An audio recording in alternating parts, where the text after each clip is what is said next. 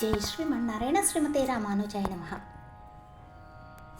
మా ఆచార్యుడు శ్రీ శ్రీ శ్రీ త్రిదండి చిన్న శ్రీమన్నారాయణ రామానుజ జీయరు స్వామి వారి తిరువడి తామరలకు అనేక దాసోహములు సమర్పించుకుంటూ, అలాగే భాగవత గోష్ఠికి దాసోహములు సమర్పించుకుంటూ ధనుర్మాసంలో ఆండాల్ తల్లి అనుగ్రహించినటువంటి ఉపనిషత్తు సారమైనటువంటి తిరుప్పావై దివ్య ప్రబంధాన్ని సేవించుకుంటూ ఉన్నాము. రోజుకొక పాసురం చొప్పున. ఇప్పుడు ప్రార్థన చేసుకుందాం. నీలా తుంగస్తనగిరి తటీ సుప్తముద్బోధ్య కృష్ణం పారార్త్యం స్వం శృతి శతశిరసిద్ధమధ్యాపయంతి స్వోచిష్టాయాం స్రసని గళితం యా ఫలాత్కృత్య భుంక్తే గోదా తస్యై నమ ఇదమిదం భూయ ఏవాస్తు భూయః. అన్నవయల్ పుదువై ఆండాలరంగర్కు பண்ணு திருப்பாவை பல்பதியம் இன்னிசையால் பாடி கொடுத்தால் நற்பாமாலை பூமாலை சூடி கொடுத்தாலை சொல்லு சூடி கொடுத்தா சுடற்கொடியே தொல்பாவை பாடியருள வல்லா பல்வலையாய் நாடினி வேங்கடவர்க்கென்னை விதியென்ற இம்மாத்தம் நாம் கடவா వన్నమే నల్కు. ఈరోజు 20వ పాసురం చక్కగా సేవించుకుందాం. ముప్పత్తు మూవర మరకు మున్సెండ్రు కప్పం తవిర్க்கும் களியே துயிலெழாய் செப்பமுடையாய் திரளுடையாய் செத்தார்க்கு வெப்பம் கொடுக்கும் விமலா துயிலெழாய் செப்பன்ன மென்முளை செவ்வாய் சிறுமருங்குல் நப்பின்னை நங்காய் திருவே துயிலெழாய் உக்கமும் தட்டொலியும் தந்துன் மணாளனை இப்போதே எம்மை నీరాట్టేలోరెంబావాయ్. అర్థాన్ని తెలుసుకుందాం. 33 రకములైన దేవజాతుల వారికిని, అనగా 33 కోట్ల దేవతలకు ఆపదలు సంభవించుటకు ముందుగానే వెళ్ళి వారి వారి వణుకుడు భయాన్ని తొలగించు బలాఢ్యుడా, నిదురలేవయ్యా. రుజుస్వభావమున ఆశ్రిత రక్షణయందు కలవాడా, గొప్ప సామర్థ్యము కలవాడా, శత్రువులకు భీతిని దుఃఖమును కలిగించు దోషధూరుడా, నిర్మలుడా, నిదురలేవయ్యా. బంగరు భరిన అనదగి భర్తృ విశ్లేష సహించలేని మృదుత్వము కల వక్షోజ సంపద కల ఎర్రని అధరోష్టము కలదానా నీలాదేవి, ఓ పరిపూర్ణురాలా. శ్రీకృష్ణానుభవ ఐశ్వర్యము కలదానా, మేల్కోవమ్మా. విసనకర్రను కంచు అద్దమును నీ భర్తయగు శ్రీకృష్ణుణ్ణి కూడా మాకు వసంగి వెంటనే మమ్ము స్నానమాడింపుమమ్మా అంటూ తెలియచెప్తుంది ఆండాల్ తల్లి. విశేషార్థాన్ని తెలుసుకుందాం. నామము రూపము లేని స్థితిలోంచి ఇన్ని రకాల ఆకారాలు పేర్లు కలవిగా ఈ పదార్థాలను పుట్టించి రక్షించేవాడు పరమాత్మ. ఆయన ఎవడు? కళ్యాణ గుణాలన్నీ కలిగినవాడు. ఏవవి? 2 రకాలు ఉన్నాయని తెలిస్తే వెళ్ళి ఆశ్రయిద్దామనిపించేవి 4 గుణాలట. అవి జీవుడిలో దోషం చూసినా ఆవు తన దూడ ఒంటిపై మురికిని నాకి ప్రేమతో శుభ్రపరిచినట్లు ప్రేమతో అంగీకరించేదే వాత్సల్యం. వీరంతా తనవారనుకునే స్వామిత్వం. వీడు క్షుద్రుడైన వీడి లోపల ఉండగలిగే సౌశీల్యం. ఎప్పుడు కోరితే అప్పుడు అక్కడ లభింపచేసే సౌలభ్యం. ఈ 4 గుణాలు నిండుగా ఉన్నవాడు పరమాత్మ. ఈ తెలిస్తే జంకకుండా వెళ్ళి ప్రార్థించడమే కాదు, పిల్లవాడు తండ్రిని నిర్బంధించినట్లు భగవంతుణ్ణి డిమాండ్ కూడా చేయవచ్చు. ఆయనలో ఉండేటటువంటి ఆ గుణాలు తెలిసిన పిదప అడిగితే పని చేసి పట్టగలడనే ధైర్యం చెప్పే గుణాలు మరో 4 ఉన్నాయట. అందరి గురించి సదా తెలుసుకునే సర్వజ్ఞత, తనకు తెలిసినట్లే ఆయన చేస్తే ఎవడు అతన్ని ప్రశ్నించరాదు అలాంటి సర్వశక్తి, జీవులందరితో విడరాని సంబంధం, ప్రాప్తి, ఎవరికి ఎంత ఇచ్చినా తరిగిపోని పూర్ణత. ఈ 4 ఏమిటి? సర్వజ్ఞత, సర్వశక్తి, ప్రాప్తి, పూర్ణత. ఈ 4 ఉన్నాయి. మరి మనం ముందు కూడా 4 గుణాలను చెప్పుకున్నాము. ఈ పై 4 తెలిస్తే భగవంతుణ్ణి చేరగలమా లేదా? చేరితే మన పని జరుగునా లేదా? ఈ సందేహాలు తీరిపోతాయి.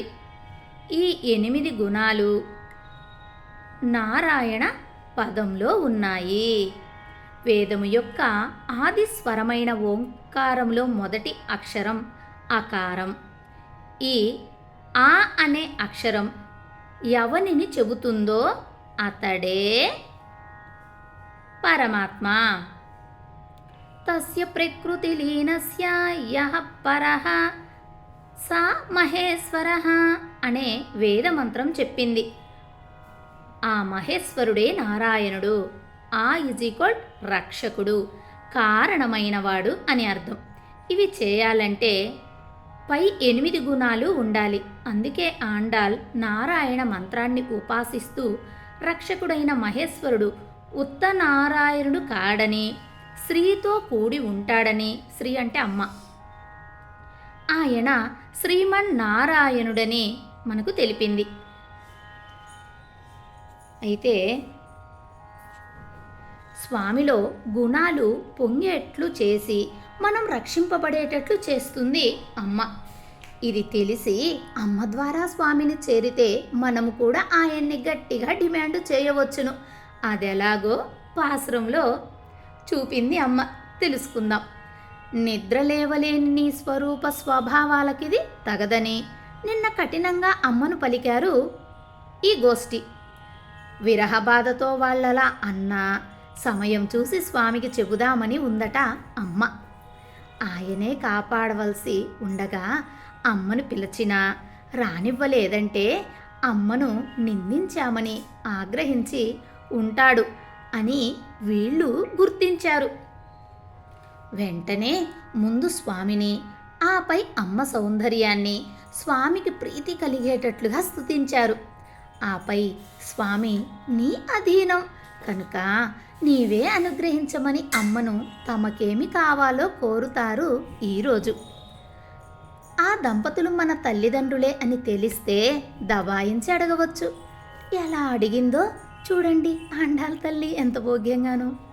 33 కోట్ల దేవతలకు ఆపదలో ముందే వెళ్ళి వాళ్ల వణుకు తగ్గించి కోరిన రాజ్యములనిచ్చిన బలాఢ్యుడా, ఆర్జవం కలిగిన స్వామి, నీ తేజస్సుతో శత్రువులను నిర్వీర్యులను చేయు తేజస్శాలి, దుష్టులకు దుఃఖాన్నిచ్చేవాడవైనా నీకే దోషము అంటని విమలుడా, పరిశుద్ధుడా, నిదుర మేల్కొనవయ్యా. ఇవన్నీ పైకి పొగడ్తల వలె ఉన్నా వ్యంగంగా ఆయన్ని ఆక్షేపిస్తున్నారు. ఏమయ్యా, మేము 5 లక్షల గోపికలమే, దేవతలు 33 కోట్ల మంది. అంత ఎక్కువ మంది ఉంటే కానీ కాపాడకూడదని నియమమేమన్నా పెట్టుకున్నావా ఏమిటి? అల్పసంఖ్యాకులమైపోయామని అనాదరణ? వాళ్ళంతా మగవాళ్ళు, బలశాలులు, మేము స్త్రీలము. నీవే బలం తప్ప వేరు బలం లేనివారము. స్వశక్తితో అహంకరించేవాళ్ళు దేవతలు, నీకే పారతంత్యం కలవాళ్ళం మేము. వాళ్ళు కోరికలు తీరేదాకా పల్లికిలించి తర్వాత నీ మీద కత్తి ఎత్తేవాళ్ళు దేవతలు. ఏ కోరికలు లేక నిన్ను పాడుటే ప్రయోజనం మాకు. ఇలాంటి మమ్ము ఆదరిస్తే తప్ప కష్టాలు రాకుండా ముందే వెళ్ళి భగదత్తుడి అస్త్రాన్నిచ్చి అర్జున్ని కాపాడావే. నీవు కనపడకపోవడమే కష్టమైన మమ్ము కాపాడకూడదా? మరణం లేని వారు అమరులు, వాళ్ళనెందుకు కాపాడటం? నిన్ను చూడకపోతే మాకు మరణం, పదవి పోతే ఏడ్పు ఇంద్రాదులకే తప్ప. నీ సేవ కోరే మా ఏడుపు నీ సేవనిస్తూ తీర్చరాదా? నీవే వెళ్ళి వాళ్లను కాపాడావు. నిన్ను శ్రమ పెట్టవద్దని మేము వచ్చాము. తప్పైందా ఏంటి? నీవే అడగవలసి ఉండగా మేం ప్రార్థించటం తప్పైందా? నీది కదా బాధ్యత మమ్మల్ని రక్షణ చేసేది. మరి మీకేం కావాలి అని మీరు కదా అడగాలి. అలా అడగకపోయినా మేమే వచ్చాము ప్రార్థిద్దామని. అదేమన్నా తప్పైందా ఏంటి? నువ్వు తలవాలి, మమ్మల్ని స్మరామి అన్నావు. మేం స్మరించామని కోపగించావా? లోకుల బాధలు తీర్చే నీవు నీ వాళ్ళమైన మమ్ము అనాదరించుట న్యాయమా? ఇంద్రుడిలా మాకు రాజ్యాలు వద్దు. అర్జునుడి కోసం బాణము దెబ్బలు తిన్నట్లు మా కోసం ఏ దెబ్బలు తినవద్దు. యుద్ధాలు చేయవద్దు. లోకాలు కొలువవద్దు. మేం కోరేదల్లా నీవు మేల్కొంటే ఆ సౌందర్యం చూడని, నీ చూపులను పొందని, నీ ఒక్క మాట వినని, నీకు ఏ దృష్టి దోషం తగలకుండా మంగళం పాడని, నీ బలము ప్రేమించిన వాళ్ళని బాధించడానికా ఏమిటి? నీ తేజస్సు మా అడ్డు తొలగించడానికా? మమ్మల్ని అడ్డడానికా? నీ రుజుత్వం మా కోసం కాదా? మమ్ము రక్షించు అన్నారు దేవతలు. నిన్ను రక్షించుకుంటాం అంటున్నాము మేము. అంటే స్వామికి మంగళాశాసనం చేయటం అంటే రక్షించుకోవటమే కదా. దేవతలు ఏం చేస్తారు? మాకు ఆపదొచ్చింది, ఈ ఆపదొచ్చింది, రక్షించండి అంటారు. కానీ మేము మీకు రక్ష పెడుతున్నామే. మాకు ఆ స్వార్థపరులకి తేడా తెలియటం లేదా స్వామి? ప్రేమించి వచ్చిన మమ్మల్ని దుఃఖపెట్టవచ్చా? నీ గుణాలన్నీ మమ్మల్ని వేధిస్తే అబద్ధాలవుతాయి సుమా. ఏకాదశ రుద్రులు, ద్వాదశ ఆదిత్యులు, అష్ట వసువులు, 2 అశ్వనీ దేవతలు, మొత్తం 33 విభాగాలుగా దేవతలు. వీరందరినీ కాపాడి జగద్రక్షణ చేస్తాడు సర్వేశ్వరుడైన నారాయణుడు. వీరు అడిగినా చూద్దాం కాసేపని ఊరుకున్నాడు స్వామి. ఓహో, అమ్మను కఠినంగా పలికామని అలిగావా ఏమిటి? సరే, అమ్మకి కోపం లేదు కానీ నీకోసం అమ్మనే కీర్తిస్తాం, సరేనా అంటూ అమ్మ అద్భుత సౌందర్యాన్ని పాడింది ఆండాలు. బంగారు భరణె వంటి సుకుమార స్తన యుగలితో ప్రకాశించు వక్ష సౌందర్యం కలదానా. అంటే ఇక్కడ వక్ష సౌందర్యం అంటే మనకేం గుర్తు రావాలి? భక్తి గుర్తు రావాలి. నడుము సన్నగా ఉంది అంటే ఇంకా గుర్తు రావాలి? వైరాగ్యం గుర్తు రావాలి. నేత్రాలు పెద్దగా ఉన్నాయి అంటే ఏం గుర్తు రావాలి? జ్ఞానం గుర్తు రావాలి. ఈ మూడింటిని మనకు ఆండాల తల్లి నేత్రాలు భక్తి, నేత్రాలు జ్ఞానము, వక్షస్థలం భక్తి, నడుము వైరాగ్యానికి సూచనగా తెలుపుతూ ఉన్నది. సుకుమార నాజుకు నడంకల నప్పిన్నా, ఓ పరిపూర్ణురాలా, నీవు సాక్షాత్తు అమ్మవు, లక్ష్మీదేవివి కదా. సౌందర్యము, శీలము, ప్రేమ, విరహము, ఓర్వజాలని పరమభక్తి సూచియే స్వామి నీ మాట జవదాటడు. అది అవే మా పాలిట రక్షకములమ్మా. మమ్ము వదిలితే నీ పూర్ణతకు లోటు కాదా? దేవతా స్త్రీల చెర విడిపించి నీవు 9 మాసాలు రావణ చెరణ పడిన కీర్తి మమ్ము బాధించి కోల్పోవద్దమ్మా. అమ్మ రావణ చెరలో ఉన్నది కదా. దేవతా స్త్రీలందరినీ రావణాసుడి చెర నుంచి విడిపించడానికే అంటారు. అలాగే నరకాసుడి చెరలో కూడా దేవతా స్త్రీలు ఉన్నారని, వారిని కూడా విడిపించిందని చెప్తారు మనకు. స్త్రీ బాధ స్త్రీకి తెలియదమ్మా.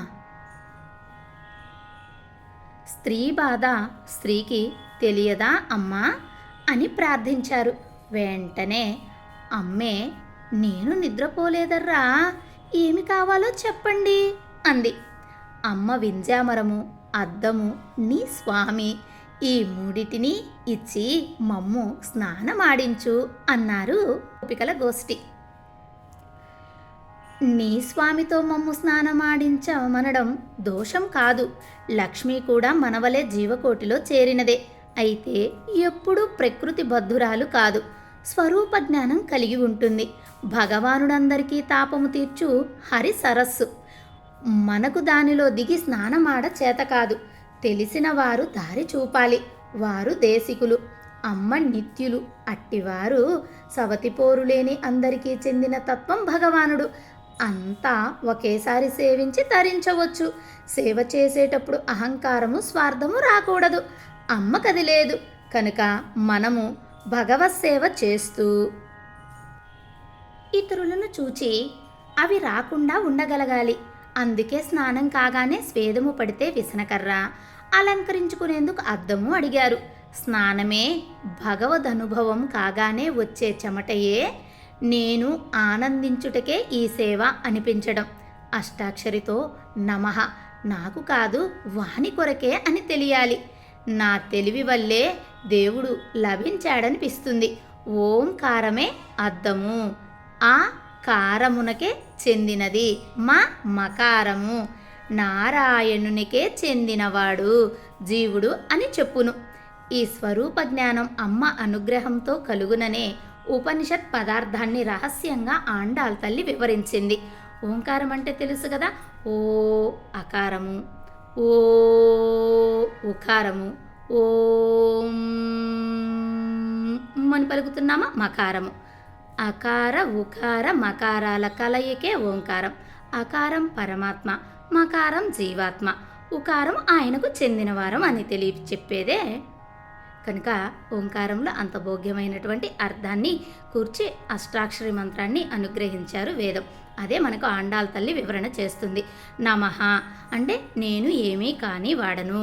మరి నారాయణ 8 అక్షరాలు 8 గుణాలుగా మనకు భోగ్యంగా ఆండాళ్ తల్లి తెలియచెప్పింది. ఆండాళ్ తిరువడిగలే శరణం.